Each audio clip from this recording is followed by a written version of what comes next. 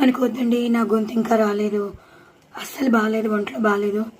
But also నేను record చేస్తున్నాను, కొంచెం అడ్జస్ట్ అవ్వండి. ఇంకా నా పూర్తిగా గొంతు పోయింది, పూర్తిగా రాలేదు.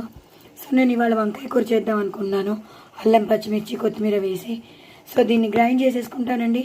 గ్రైండ్ చేసేసుకుని దీన్ని పేస్ట్ చేస్తాను. పేస్ట్ చేశాక నేను తరిగిన వంకాయ ముక్కల్లో వేసేస్తాను. అంతే, చాలా ఈజీ ప్రాసెస్ అండి. నేను బాండీ పెట్టేసుకున్నానండి, తగినంత నూనె వేసుకున్నాను, నూనె కూడా కాగిపోయింది. సో ఇప్పుడు నేను వంకాయ ముక్కలు వేసేసుకుంటానండి. నేను తెల్ల వంకాయలతో చేస్తాను. సో మనం ఇలా సన్నగా పొడుగ్గా తరిగి పెట్టుకున్న వంకాయని వేయించేసుకోవాలండి. ఆ తర్వాత మనం అల్లం పచ్చిమిర్చి కొత్తిమీర పేస్ట్ చేసుకున్నాం కదా, ఆ పేస్ట్ బాగా ఇవి వేగిపోయాక అప్పుడు వేయాలండి. సో ఇవి వేగడానికి అయితే టైం పడుతుంది.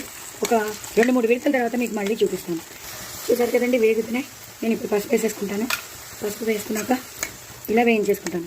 ఇవి బాగా వేగిపోయాక ఆ పేస్ట్ వేసేది, ఎందుకంటే అందులోనే మనం ఉప్పు వేసేసాం కాబట్టి ఇంకా ఎలాంటి మసాలా పౌడర్స్ కానీ అల్లం వెల్లుల్లి పేస్ట్ కానీ ఏమీ వేయక్కర్లేదు. జస్ట్ అల్లం పచ్చిమిర్చి కొత్తిమీర ఆ పేస్ట్ మాత్రం వేసేయాలి.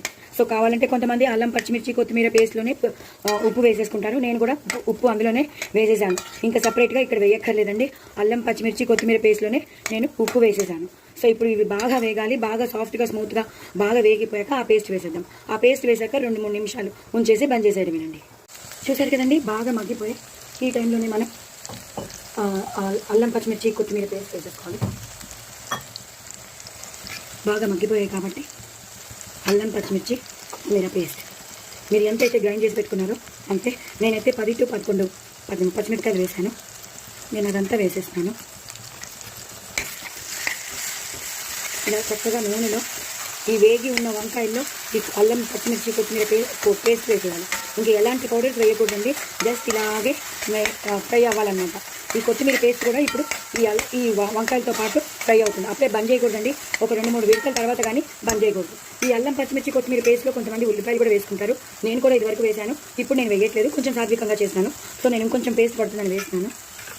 చాలా చాలా చాలా టేస్టీగా ఉంటుంది. సో ఇలా వేయించేసుకోవాలన్నమాట. వేయించేసుకుని కొంచెం వాటర్ అంటే మగ్గడానికి ఇలా 2-3 విడతలు మనం ఇలా మగ్గనివ్వాలండి. ఒక 2-3 సార్లు తర్వాత ఇది బాగా దగ్గరికి వచ్చేస్తుంది. దీని కలర్ కూడా కొంచెం మారుతుంది. సో ఇంకా టేస్ట్ వస్తుంది అన్నమాట. అప్పుడే బంద్ చేయకూడదండి, 2-3 విడతల తర్వాత బంద్ చేస్తాం. బంద్ చేసేటప్పుడు మీకు చూపిస్తాను. సరే కదండి, మొత్తం కూర అయిపోయింది, దగ్గరికి వచ్చేసింది, కూర అంతా దగ్గరికి వచ్చేసింది. చాలా చాలా చాలా చాలా చాలా బాగుంటుంది. ఎంత బాగుంటుందో నేను చెప్పలేను.